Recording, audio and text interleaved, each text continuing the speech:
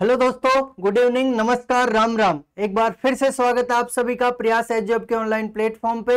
हम पढ़ रहे थे राजस्थान की आर्थिक समीक्षा, जिसमें हमने औद्योगिक विकास के 2 पार्ट देख लिए थे और उसके आगे आज हम तीसरे पार्ट की शुरुआत करने वाले हैं। तो देखिए, औद्योगिक विकास। औद्योगिक विकास में हम बात करें तो राजस्थान की जो औद्योगिक नीतियां थी, अब तक 7 नीतियां जारी की जा चुकी हैं और सबसे इंपॉर्टेंट जो पहली नीति थी वो 24 जून 1978 को जारी की गई थी। 24 जून 1978 को जारी की गई थी। उसके बाद जो दूसरी नीति है वो 1990 में, तीसरी 1994 में, जो चौथी औद्योगिक नीति है वो 1998 में, पांचवी 2010 में और छठी औद्योगिक नीति 2015 में। और सबसे इंपॉर्टेंट सातवीं और वर्तमान में जो लागू है नवीनतम औद्योगिक नीति, वो जारी की गई थी 1 जुलाई 2019 को। 1 जुलाई 2019 को ये लागू की गई। तो सबसे इंपॉर्टेंट है कि पहली और जो नवीनतम है, तो पहली औद्योगिक नीति 24 जून 1978 को जारी की गई और जो नवीनतम औद्योगिक नीति है, नवीनतम औद्योगिक नीति वो 1 जुलाई 2019 को जारी की गई। तो याद रखना है, एग्जाम में सीधा सीधा वन लाइनर क्वेश्चन बनता है और बहुत बार पूछा भी गया है। उसके बाद हम बात करें तो औद्योगिक नीति, तो उद्योगों को प्रोत्साहन देने के लिए महत्वपूर्ण संस्थाएं हैं और कुछ महत्वपूर्ण योजनाएं इससे संबंधित है। तो सबसे पहले हम बात करें तो निवेश संवर्धन ब्यूरो। निवेश संवर्धन ब्यूरो, निवेश संवर्धन ब्यूरो, निवेश संवर्धन ब्यूरो जिसे हम बीआईपी के नाम से भी जानते हैं, इसकी स्थापना 1999 में की गई। बीआईपी की स्थापना 1999 में की गई। यह जो इसकी स्थापना के पीछे जो उद्देश्य था सरकार का, जो सरकार द्वारा निवेश संवर्धन एजेंसी है, ये एक अपनी राजस्थान सरकार द्वारा स्थापित एक निवेश संवर्धन एजेंसी है, जिसका मुख्य उद्देश्य है जो बड़े निवेश या प्रस्ताव हैं उनको सुविधाएं उपलब्ध करवाना। यानी जो लोग बड़े निवेश करते हैं तो उन लोगों को ये पूर्णतः एक अच्छी सुविधाएं उपलब्ध करवाए ताकि उद्योग स्थापित करने में किसी भी प्रकार की कोई समस्या सामने ना आए। उसी के साथ इस निवेश संवर्धन ब्यूरो में 2 कमेटियां हैं, जिसमें बोर्ड ऑफ इन्वेस्टमेंट, एक बोर्ड ऑफ इन्वेस्टमेंट कमेटी है, बोर्ड ऑफ इन्वेस्टमेंट कमेटी है। इसकी अध्यक्षता ये मुख्यमंत्री की अध्यक्षता में स्थापित एक कमेटी है। मुख्यमंत्री की अध्यक्षता में कौन सी? Board of investment. और एक दूसरी जो कमेटी है वो है स्टेट एम्पावर्ड कमेटी। कौन सी है? State empowered committee. और इस कमेटी की जो अध्यक्षता है वो मुख्य सचिव द्वारा।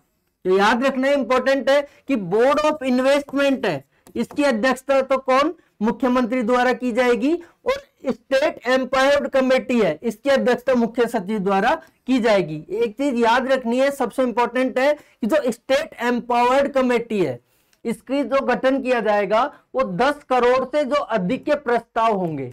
कितने? 10 करोड़ से अधिक। कोई अगर प्रस्ताव या निवेश आता है 10 करोड़ से अधिक, तो उसके लिए एक स्टेट एम्पावर्ड कमेटी का गठन किया जाएगा और उसकी अध्यक्षता मुख्य सचिव द्वारा की जाएगी। तो याद रखना है, दोनों इंपॉर्टेंट है कि निवेश संवर्धन ब्यूरो के तहत यानी बीआईपी के तहत जो 2 कमेटियां हैं, बोर्ड ऑफ इन्वेस्टमेंट, उसकी अध्यक्षता तो मुख्य सचिव द्वारा, और स्टेट एम्पावर्ड कमेटी है, उसकी अध्यक्षता किसके द्वारा? मुख्य सचिव द्वारा की जाएगी। इसी के साथ देखें तो इसी बीआईपी में कुछ विशेष प्रोग्राम है। जैसे देखें हम तो एक प्रोग्राम है single window clearance system. Single window clearance system, तो देखिए सिंगल विंडो क्लियरेंस सिस्टम। तो सिंगल विंडो क्लियरेंस सिस्टम है, उसका उद्देश्य क्या है? तो इसका उद्देश्य है कि जो समय पर विभिन्न जो प्रस्ताव होते हैं, विभिन्न जो निवेश होते हैं, उन निवेशों को बिल्कुल समय पर, सटीक समय पर अनुमति देना, अनुमोदन देना, और ये सभी इसको प्रस्तावित करना है। यानी सिंगल विंडो क्लियरेंस सिस्टम में समयबद्ध तरीके से अनुमति और अनुमोदन प्रस्ताव को स्वीकार करना किसका कार्य है? सिंगल विंडो क्लियरेंस का। इसको सरकार द्वारा लाने का उद्देश्य भी यही था कि हम जो निवेश के लिए बहुत सारे प्रस्ताव आते हैं या बहुत सारी कंपनी आती हैं, तो कहीं एक विभाग से दूसरे विभाग में जाएंगी फाइलें, तो उसमें जो समय लगता है उस समय को कम करने के लिए बीआईपी के सानिध्य में जो स्टेट गवर्नमेंट है उसने एक सिंगल विंडो सिस्टम जनरेट किया और उसमें एक ही स्थान पे सभी विभागों के द्वारा फाइलों का निस्तारण किया जाने का प्रस्ताव रखा। और वो कौन सा था? Single window clearance system. इसमें सबसे इंपॉर्टेंट और अब तक बहुत बार ये क्वेश्चन पूछा जा चुका है कि जो सिंगल विंडो क्लियरेंस सिस्टम है इसमें मार्च 2024 तक, कब तक? मार्च 2024 तक 16 विभागों की 135 सेवाएं 16 विभागों की 135 सेवाएं सम्मिलित है। तो याद रखना है सिंगल विंडो क्लियरेंस सिस्टम है, इसमें 16 तो विभाग है और इन 16 विभागों की 135 सेवाएं हैं। इन 16 विभागों की 135 सेवाओं को इसमें सम्मिलित किया गया है। तो याद रखना है, इंपॉर्टेंट है। 16 विभागों की 135 सेवाएं कितनी है? मेरे साथ बोलिए, 16 विभागों की 135 सेवाएं। कितनी? 16 विभागों की 135 सेवाएं इसमें सम्मिलित हैं। उसके बाद हम बात करें तो इसी के साथ जो दूसरा प्रोग्राम है यहाँ का वन स्टॉप शॉप, या कौन सा? One stop shop. One stop shop, one stop shop, इसका भी जो उद्देश्य है, इस वन स्टॉप शॉप का जो उद्देश्य है, ये सिंगल विंडो के लिए, यानी सिंगल विंडो क्लियरेंस सिस्टम आया था उसे और ज्यादा सुदृढ़ बनाने के लिए वन स्टॉप शॉप एक अलग से एक प्रोग्राम लाया गया। इसमें है कि इसका जो उद्देश्य है वो है कि सिंगल विंडो क्लियरेंस सिस्टम को और ज्यादा सुदृढ़ बनाने के लिए और निवेश प्रस्तावों को और अधिक प्रभावी रूप से सुविधाएं प्रदान करने के लिए एक वन स्टॉप शॉप प्रोग्राम भी शुरुआत की गई। तो वन स्टॉप शॉप का कार्य क्या है? याद रखना है कि जो सिंगल विंडो क्लियरेंस सिस्टम है उसको और ज्यादा प्रभावी बनाने, और ज्यादा सुदृढ़ बनाने, और जो निवेश करने वाले हैं उद्यमी उनको और ज्यादा सुविधा प्रदान करने के लिए गवर्नमेंट द्वारा वन स्टॉप शॉप की शुरुआत की गई। इस वन स्टॉप शॉप के लिए गवर्नमेंट ने एक पोर्टल भी जारी किया और उस पोर्टल का नाम है राज निवेश पोर्टल। इस राज निवेश पोर्टल पे जाना है और इस राज निवेश पोर्टल पे जो अपने उद्यमी है या निवेश वाले हैं इनको जाके यहाँ पे अपना सबमिशन करना है। ठीक है, तो इससे यहाँ एक ही स्थान पे उन्हें सारी प्रकार की सुविधाएं प्रदान हो जाएंगी। अब इसी में एक जो अधिनियम है उसी के तहत एक योजना है कि राजस्थान सूक्ष्म लघु मध्यम उद्यम अधिनियम 2019, यानी facilitation of establishment and operation, तो 2019 का है। याद रखना है, सीधा सीधा पूछ सकता है कि कौन से सन में प्रस्तावित है। तो 17 जुलाई, कब से? 17 जुलाई 2019 से ये लागू हुआ। कब से? 17 जुलाई 2019 से ये लागू होता है। और इसमें एक वेब पोर्टल, इसका एक वेब पोर्टल जारी किया जाता है, राज उद्योग मित्र। कौन सा? राज उद्योग मित्र, http राज उद्योग मित्र .government.in करके एक वेब पोर्टल बनाया जाता है जो 12 जून 2019 को, कब? 12 जून 2019 को शुरुआत होती है। इसमें जो डिक्लेरेशन ऑफ इंटेंट प्रस्तुत करने वाली पावती प्रमाण पत्र है उसे 5 साल तक सभी कानूनों के निरीक्षण से उसे छूट दी जाएगी ताकि उसे किसी भी प्रकार की कोई अड़चन ना आए।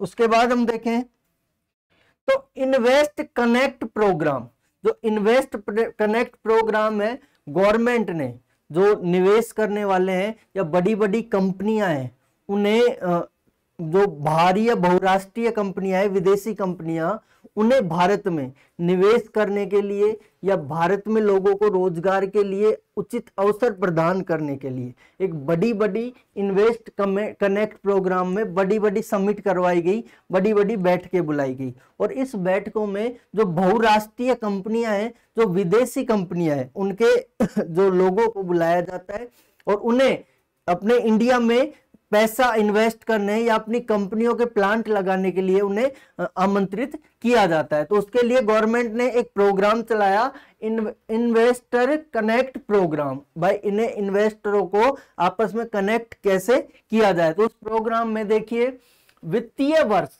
2023-24 के दौरान निवेश संवर्धन ब्यूरो ने निम्न आयोजनों में भाग लिया। तो देखिए कौन कौन से जो बीआईपी है, अपने राजस्थान के बीआईपी ने लोगों को आकर्षित करने के लिए, राजस्थान में उद्योग स्थापित करने के लिए किस प्रकार कौन कौन से कनेक्ट प्रोग्रामों में हिस्सा लिया। तो देखिए सबसे पहला वर्ल्ड इन्वेस्टमेंट कॉन्फ्रेंस। जो वर्ल्ड इन्वेस्टमेंट कॉन्फ्रेंस की गई थी वो दिसंबर 2023 में आयोजित की गई थी और ये नई दिल्ली में आयोजित की गई थी। कहां पे? हमारी राजधानी दिल्ली में इंडिया गवर्नमेंट के द्वारा ये आयोजित की गई थी। कौन सी? वर्ल्ड इन्वेस्टमेंट कॉन्फ्रेंस, जो कि दिसंबर 2023 में आयोजित की गई थी। उसके बाद दूसरा भारत मोबिलिटी समिट। कौन सा? Bharat mobility summit. ये फरवरी 2024 में आयोजित की जाती है वहीं दिल्ली में। फरवरी 2024 में भारत मोबिलिटी समिट दिल्ली में आयोजित की जाती है। साथ ही भारत टैक्स समिट। कौन सी? भारत टैक्स समिट, और यह भी फरवरी 2024 में आयोजित की जाती है दिल्ली में। तो याद रखना है 3 कनेक्ट प्रोग्राम। कौन कौन सा? World investment conference, world investment conference, Bharat mobility summit और भारत टैक्स समिट। इन तीनों का आयोजन कहां किया गया? दिल्ली में। तो इन्वेस्टमेंट का दिसंबर में और इन दोनों का कब किया गया? फरवरी 2024 में। उसके बाद जो हमारे लिए सबसे इंपॉर्टेंट बन जाता है, क्योंकि हमारे राजस्थान में आयोजित किया गया, और इसकी जो चौथी थी बैठक लॉजिस्टिक समिट। कौन सी? Logistic summit. ये लॉजिस्टिक समिट 29 फरवरी 2024 को, कब? 29 फरवरी 2024 को हमारे जयपुर में आयोजित की गई। अब 29 फरवरी 2024 लॉजिस्टिक समिट। जो लॉजिस्टिक समिट है ये 29 फरवरी 2024 को जयपुर में आयोजित की गई। उसके बाद वाइब्रेंट गुजरात, जो जनवरी 2024 में गांधीनगर में आयोजित किया गया। और तमिलनाडु ग्लोबल इन्वेस्टमेंट मीट जनवरी 2024 में तमिलनाडु में आयोजित किया गया। तो इसे याद रखना है कि कौन कौन सा कहां किया गया। तो देखिए जो कनेक्ट प्रोग्राम है उनकी बात करें हम, तो इन कनेक्ट प्रोग्रामों को,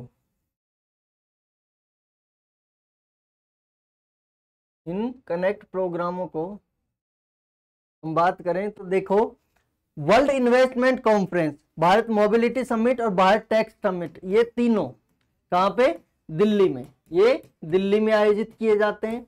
उसी के साथ लॉजिस्टिक समिट है, ये हमारे जयपुर में। लॉजिस्टिक समिट ये जयपुर में। ठीक है, तो ये याद रखने हमें। और सबसे इंपॉर्टेंट जो बन जाता है वह लॉजिस्टिक समिट, और एग्जामिनर द्वारा सीधे सीधे डायरेक्टली क्वेश्चन पूछने के इस पे चांस है, क्योंकि हमारे भारत अपने राजस्थान में जब ये आयोजित की गई थी तो ये उन दिनों बहुत ज्यादा चर्चा में रही थी। उसके बाद हम देखें तो राजस्थान औद्योगिक विकास विनियोजन निगम लिमिटेड, रिको। हमने अभी कुछ संस्थाएं देख रहे हैं, उन संस्थाओं में एक सबसे इंपॉर्टेंट संस्था है राजस्थान राज्य औद्योगिक विकास और विनियोजन निगम लिमिटेड, जिसे हम रिको के नाम से जानते हैं। इस नाम से जानते हैं, रिको के नाम से। इसे हम रिको के नाम से जानते हैं, और इससे संबंधित क्वेश्चन एग्जाम में बहुत बार हमें देखने को मिलता है। तो देखें, इसकी स्थापना 1980 में की गई। रिको की स्थापना कब की गई? 1980 में। रिको की स्थापना 1980 में की गई और राज्य में औद्योगिक विकास को गति देने वाली ये शीर्ष संस्था है। जो रिको है वो राज्य में जो औद्योगिक विकास है या औद्योगिक जो कार्य है उनको गति देने वाली ये सबसे ऊपरी संस्था है। ठीक है, उसके बाद ऋण सुविधाएं, तकनीकी सहायता ये प्रदान करती है। ये जो औद्योगिक क्षेत्र है उन औद्योगिक क्षेत्रों को ऋण की सुविधाएं भी प्रदान करती है और अन्य जो तकनीकी सहायता है, यानी जो हम बात करें अन्य जो सुविधाएं हैं जैसे तकनीकी सहायताएं हो गई या प्रशिक्षण संबंधित जो सहायताएं हैं वो रिको द्वारा प्रदान की जाती है। इस रिको ने समय समय पे अनेक पार्क, अनेक प्रोग्राम, अनेक कार्य किए हैं। तो देखते हैं कौन कौन से प्रोग्राम और कार्य हैं। तो रिको द्वारा विकसित विशेष पार्क, जो रिको है इस रिको ने कौन कौन से पार्क विकसित किए हैं वो देखें। तो सबसे पहला है मेडटेक मेडिकल डिवाइसेस पार्क। जो मेडटेक मेडिकल डिवाइसेस पार्क है ये बोरानाडा जोधपुर में, कहां पर? बोरानाडा जोधपुर में स्थापित किया गया। उसके बाद दूसरा है इंटीग्रेटेड रिसोर्स रिकवरी पार्क, जो जम्मू और Ramgarh. Integrated resource recovery park ये RAS 2023 में पूछा भी जा चुका है। ठीक है, इंटीग्रेटेड रिसोर्स रिकवरी पार्क जो जम्मू और रामगढ़ में है, ये एक्चुअल में देखी जाए तो जगह है थोलाई, आंधी थोलाई, और ये आंधी थोलाई जम्मू और रामगढ़ तो जयपुर ग्रामीण का हिस्सा है।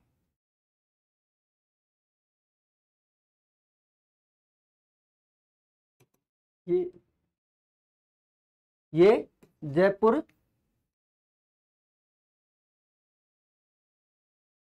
ग्रामीण जिले के अंतर्गत आता है। तो मेडिकल टेक डिवाइसेस पार्क कहाँ है? बोरानाडा में, जोधपुर में। साथ ही इंटीग्रेटेड रिसोर्स रिकवरी पार्क है जम्मू और रामगढ़। ये रिको से संबंधित जो पर्यावरण संरक्षण से संबंधित है, तो प्रदूषण को कम करने के लिए। ठीक है, तो ये इस पार्क की स्थापना की गई है जम्मू और रामगढ़ में, थोलाई में। इस जगह भी पूछी जा सकती है, आंधी थोलाई एक जगह है, उस थोलाई गांव में जम्मू और रामगढ़ जयपुर में इसकी स्थापना की गई है। साथ ही देखें तो स्पोर्ट गुड्स टॉयज जोन, जो स्पोर्ट्स गुड टॉयज जोन है वो खुसखेड़ा भिवाड़ी में, कहां पे? खुसखेड़ा भिवाड़ी में, यानी अलवर में स्थापित किया गया है। उसके बाद जापानी जोन, जो जापानी जोन है इसकी स्थापना घिलोट अलवर में की गई है। कहां पर की गई है? घिलोट अलवर में। तो देखिए एक बार वापस से सबको, तो मेडटेक मेडिकल डिवाइसेस पार्क, जो मेडटेक मेडिकल डिवाइसेस पार्क है वो स्थापित किया गया है बोरानाडा जोधपुर में। कहां पर? बोरानाडा जोधपुर में। और इंटीग्रेटेड रिसोर्स रिकवरी पार्क स्थापित किया गया है थोलाई जम्मू और रामगढ़ जयपुर में। कहां पर? थोलाई जम्मू और रामगढ़ जयपुर में। और स्पोर्ट्स गुड्स टॉयज जोन ये खुसखेड़ा भिवाड़ी अलवर में। और जापानी जोन, यानी हम इसे वैसे इनडायरेक्टली हम कनेक्ट भी कर सकते हैं कि जो विदेशी जितने भी बहुराष्ट्रीय कंपनियां है, जापानी जोन वगैरह, ये कहां पे? हमारे अलवर में स्थापित किए गए हैं। ये इस टाइम बहुत ज्यादा इंपॉर्टेंट भी है क्योंकि अभी हमारे जो CM साहब हैं श्री भजनलाल जी अभी जापान के दौरे से आए और इन्होंने यहाँ की जो कंपनियां हैं इन्हें राजस्थान में आमंत्रित किया है कि हम 9, 10 और 11 को राइजिंग राजस्थान का आयोजन करने जा रहे हैं। और इस राइजिंग राजस्थान में इन्होंने जापान की बहुत सारी कंपनियों को आमंत्रित किया है और कहा है कि हमारे यहाँ जापानी जोन है और वहां आइए, अपनी कंपनियां लगाइए और अपना कार्य स्टार्ट कीजिए। तो ये भजनलाल जी गए थे जापान दौरे पे, तो याद रखना इंपॉर्टेंट है। जापानी जोन कहाँ है? घिलोट अलवर में। उसके बाद हम बात करें और सबसे ज्यादा बार एग्जामिनर द्वारा पूछा गया क्वेश्चन, एग्रो फूड पार्क। ये एग्रो फूड पार्क है, ये भी रिको द्वारा स्थापित किए गए हैं। 4 ऐसे एग्रो फूड पार्क है अपने राजस्थान में जो रिको द्वारा स्थापित है। 4 एग्रो फूड पार्क है जो रिको द्वारा स्थापित है। देखिए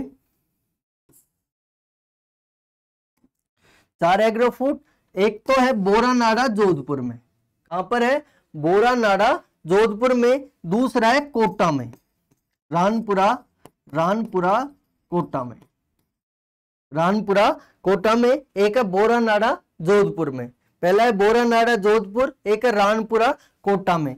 अलवर में है एमआई ये है जो इंडस्ट्रियल एरिया है अलवर का, MIA मतलब MI एरिया, वहां पे अलवर में स्थापित किया गया है। और एक है श्रीगंगानगर में, कहां पर है, श्रीगंगानगर में। तो 4 एग्रो फूड पार्क हैं, बोरानाड़ा जोधपुर, रानपुरा कोटा, MI क्षेत्र अलवर और श्रीगंगानगर। तो ये याद रखना है, MI क्षेत्र है, ये रानपुरा है और ये बोरानाड़ा में और ये गंगानगर में। अगर निजी क्षेत्र की बात करें तो राजस्थान में एक निजी क्षेत्र का भी एग्रो फूड पार्क विकसित किया जा रहा है, वो है झालावाड़ में। उसके बाद हम बात करें तो तिवरी जोधपुर में कृषि एवं खाद्य प्रसंस्करण केंद्र, कृषि एवं खाद्य प्रसंस्करण केंद्र वो जोधपुर के तिवरी जोधपुर में स्थापित किया जा रहा है। ये रिको द्वारा स्थापित कुछ पार्क और कुछ और एग्रो फूड पार्क हैं। उसी के साथ रिको द्वारा और भी कुछ स्थापित किए गए हैं, वो देखते हैं। तो विशेष आर्थिक क्षेत्र जो सेज हैं, इनकी भी स्थापना किसके द्वारा की गई है, हमारे रिको के सहयोग से। तो देखिए रिको ने जो स्थापित किए हैं, जेम्स एंड ज्वेलरी सीतापुरा, जो जेम्स एंड ज्वेलरी सीतापुरा है, ये 2 हैं। एक तो प्रथम जेम्स एंड ज्वेलरी सीतापुरा, एक तो प्रथम और एक द्वितीय। तो याद रखना है 2 सेज हैं, एक तो प्रथम और द्वितीय। James and jewellery Sitapura Jaipur में, और ये वर्तमान में मल्टी प्रोडक्ट यहां से बनाए जा रहे हैं, ठीक है। उसके बाद दूसरा है महिंद्रा वर्ल्ड सिटी, ये महिंद्रा वर्ल्ड सिटी में भी मल्टी प्रोडक्ट उत्पादित किए जा रहे हैं और ये जयपुर में। इसके अलावा राजस्थान में एक हम बात करें तो सबसे पहला वो है ग्वारगम व हस्तशिल्प, ये सेज भी है और ये जोधपुर में।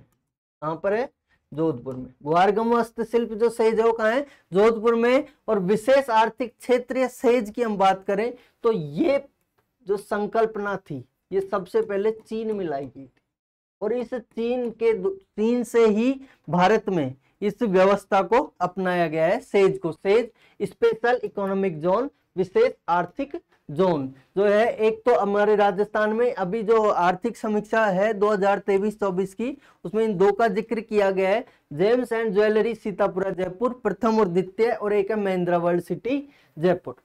उसके बाद और क्या गतिविधियां की गई है रिको द्वारा, वो देखें तो उसके अलावा महत्वपूर्ण गतिविधियां तो कुछ अग्निशमन केंद्र जो फायर ब्रिगेड सेंटर हैं उनको स्थापित किया गया है। तो 5 स्थापित किए गए हैं। यहाँ टाइपिंग एरर हो गया है, एक छूट गया है तो वो देख लेते हैं। 5 स्थापित किए हैं। एक तो केसवाना नीमराणा में, कहां पर, केसवाना नीमराणा में। जल्दी से कमेंट करके बताइए कि नीमराणा कहाँ है, वर्तमान में जो नए जिले हैं उसके अकॉर्डिंग नीमराणा कहां पर है। पहले नीमराणा अलवर में था और अब वर्तमान में किस जिले के अंतर्गत आता है। तो एक तो केसवाना नीमराणा, एक खारा बीकानेर, एक कलड़वास उदयपुर में और एक रतनगढ़ चूरू में। और इसके अलावा एक 5वां और है, वो है खैरतल में। कहां पर है, खैरतल में। तो आर्थिक समीक्षा है वहां खैरतल अलवर दिया गया है, जबकि नए जिलों के अनुसार हम देखें तो अलवर खैरतल तिजारे एक अलग से जिला बना दिया गया है। तो वहां पर इसके ब्रैकेट में अलवर दिया गया है, तो एक खैरतल है और हमें अलवर ही देखना, ठीक है। वैसे इनडायरेक्ट ये क्वेश्चन इतना कॉम्प्लिकेटेड करके पूछेगा नहीं, फिर भी देख लेना है। अग्निशमन केंद्र एक केसवाना नीमराणा, खारा बीकानेर, कलड़वास उदयपुर, रतनगढ़ चूरू और खैरतल अलवर में।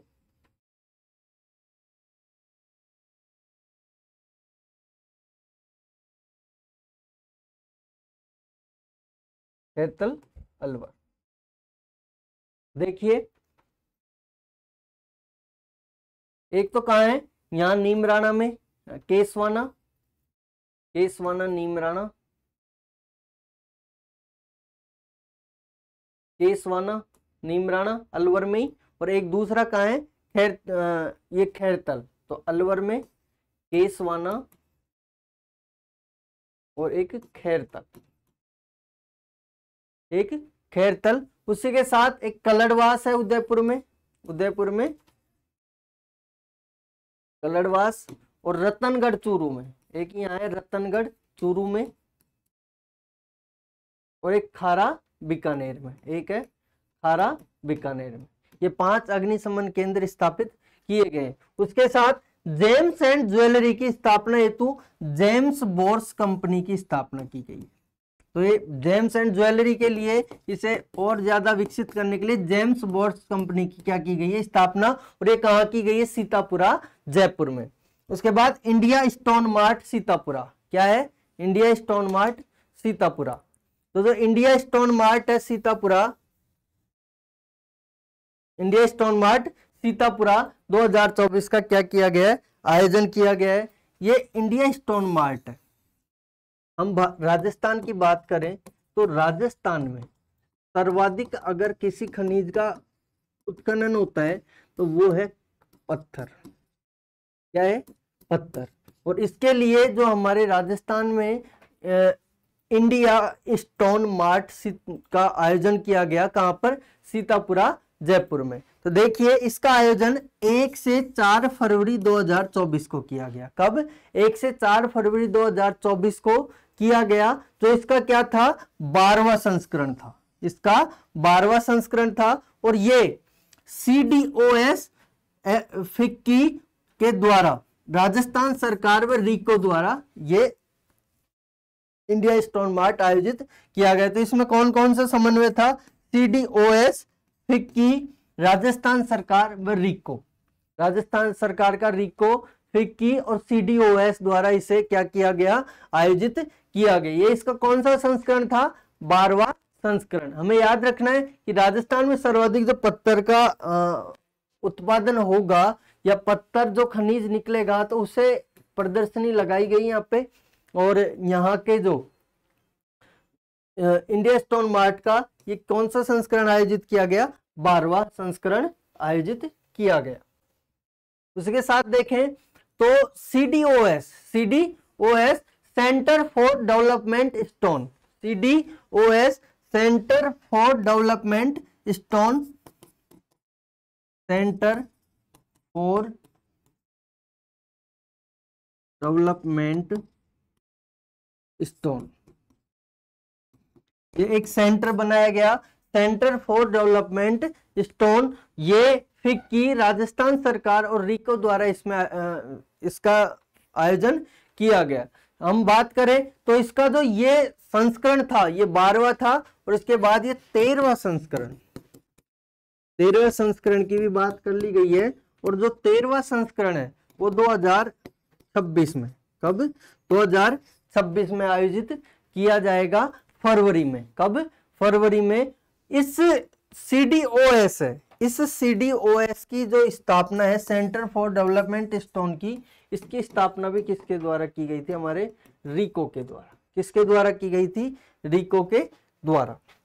उसके आगे देखें हम तो राजस्थान वित्त निगम, राजस्थान वित्त निगम जिसे हम RFC के नाम से जानते हैं,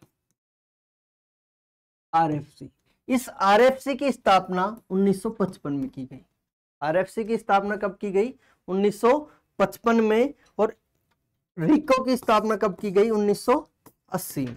रीको की स्थापना 1980 में और RFC की स्थापना कब की गई, 1955 में। इसका कार्य क्या है, तो औद्योगिक इकाइयों को वित्तीय सहायता प्रदान करना। और कितने तक, 20 करोड़ तक ये ऋण प्रदान कर सकती है। जो औद्योगिक इकाइयां हैं उन्हें 20 करोड़ तक ये ऋण प्रदान कर सकती है और उन्हें वित्तीय सहायता प्रदान कर सकती है। तो सीधा सीधा है, उन यहाँ पे इसका कार्य क्या है, औद्योगिक इकाइयों को वित्तीय सहायता प्रदान करने का कार्य किसका है, राजस्थान वित्त निगम का। निगम द्वारा आवश्यकता अनुसार उद्यमों को ऋण वितरित किया जाता है। यानी करना जो भी मतलब इस निगम द्वारा आवश्यकता अनुसार उद्यमियों को ऋण वितरित किया जाता है। इसके द्वारा कोई योजना है तो देखिए वो कौन सी योजना है, युवा उद्यमिता प्रोत्साहन योजना। जो युवा उद्यमिता प्रोत्साहन योजना है वो 2013-14 से शुरुआत की गई इसकी। कब से? 2013-14 से। और 45 वर्ष तक का युवा इसमें भागीदार बन सकता है, यानी उसकी आयु 45 वर्ष तक है तो वो इसको लाभ दिया जाएगा। वहीं 1.5 करोड़ लाख ऋण पर 1.5 करोड़ तक के जो ऋण है उस पर 6% ब्याज का अनुदान दिया जाएगा। तो 1.5 लाख का ऋण है उस पर, वो 1.5 करोड़ का ऋण है उस पर 6% ब्याज का अनुदान भी दिया जाएगा। हमने कल क्वेश्चन देखा था और इसका आपको आंसर देना था कमेंट सेक्शन में। तो डॉक्टर भीमराव अंबेडकर राजस्थान दलित आदिवासी उद्यम प्रोत्साहन योजना के तहत अधिकतम ऋण कितना दिया जा सकता है? तो योजना हमने देखी थी और हमने 2 योजनाओं के बारे में बात की थी। एक तो राजस्थान वो मुख्यमंत्री उद्यम प्रोत्साहन योजना और एक है डॉक्टर भीमराव अंबेडकर राजस्थान दलित आदिवासी उद्यम प्रोत्साहन योजना। उसमें हमने बात की थी जो ये योजना है ये तो SC ST वर्ग के लोगों के लिए, और जो मुख्यमंत्री उद्यम प्रोत्साहन योजना है वो सामान्य लोगों के लिए। और बात की थी तो वहां हमने ये भी देखा था कि इसमें जो राशि है वो समान रूप से थी, बस एक ब्याज अनुदान था उसमें इसमें 1% ज्यादा दिया जा रहा था। तो राशि में देखा था हमने तो अधिकतम जो राशि थी वो थी 10 करोड़ रुपए। कितनी थी? 10 करोड़ रुपए। तो ये अधिकतम राशि 10 करोड़। तो इसका आंसर क्या हो जाएगा? सी। इसका आंसर क्या होगा? सी। इसको एक बार हम फटाफट से देख भी लें।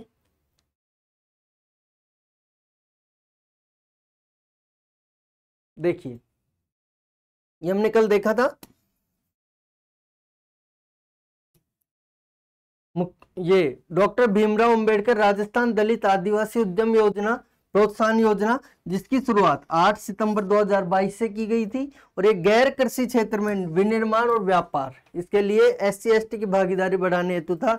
याद रखना है ये विनिर्माण और व्यापार के लिए था, यहाँ निर्माण क्षेत्र नहीं है, ये विशेष याद रखना है। यहाँ निर्माण क्षेत्र नहीं है, असत्य कथन के रूप में पूछा जा सकता है। यहाँ हमने बात की थी ऋण की राशि के रूप में तो 25 लाख तक 9%, 25 लाख से 5 करोड़ तक 7% और 5 से 10 करोड़ तक 6%। तो देखिए अधिकतम राशि यहाँ क्या है? 10 करोड़। वहीं जो मुख्यमंत्री उद्यम प्रोत्साहन योजना थी उसमें ये 8% था, ये 6% था और ये 5% था, राशि समान थी। तो हमने आज देखा RFC के बारे में, रिको के बारे में और महत्वपूर्ण जो संस्थाएं उनके बारे में। उसके बाद हम आगे की चर्चा करेंगे कल। आज के लिए इतना ही, धन्यवाद।